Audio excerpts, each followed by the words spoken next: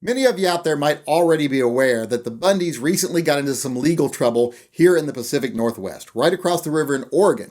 They took over a national wildlife refuge and kind of held it hostage for a while, made some threats against police, etc. I really didn't know what the end goal of taking over that refuge was. It seemed to me like it was only a fundraising event for the Bundys so that they could do Kickstarters, etc. to make a lot of money. But they did it, and then they got caught, and then they were facing criminal charges. Now, for those of you not familiar with the Bundys, they're that family back in the Midwest somewhere that decided, we don't want to pay rent anymore on these public lands, even though they hadn't been paying it for quite a while. We don't want to pay the rent, so we're just going to say we own that public land now, that we have some sort of right to it because we've been renting it for a long time.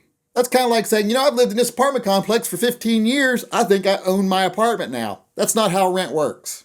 These people were already being subsidized by the government greatly by being able to use that land so cheaply, but they decided they didn't even want to pay that. They're basically like welfare cheats that decided, I'm not getting enough welfare, so I'm going to take your wallet too.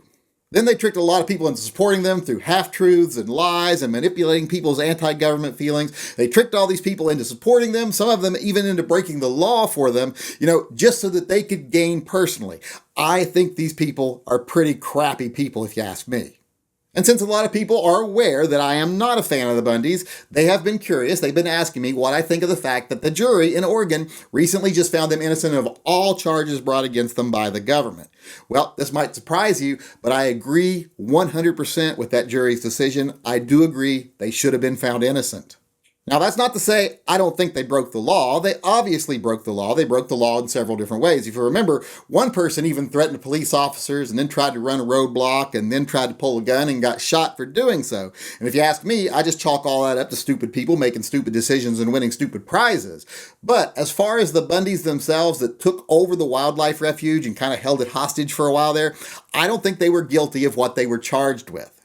Now, I'm a big supporter of the right to protest. I think everyone knows that. I'm also a big believer that civil disobedience plays a big part in protesting sometimes. Sometimes you have to break the law to make any type of progress, to make any type of change.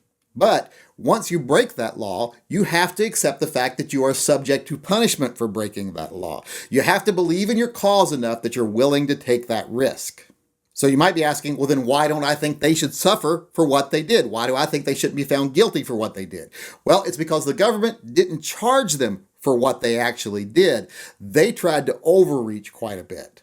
Now, I do think the Bundys were guilty of a lot of crimes. They were guilty of trespassing because they took over a public building on public lands, actually a government building on public lands. They weren't hurting anyone, but that's still illegal. The way they went about it was illegal. So I think they're guilty of trespassing. They're probably guilty of menacing. They might even be guilty of, threatening public officials, but they weren't guilty of what the government charged them with.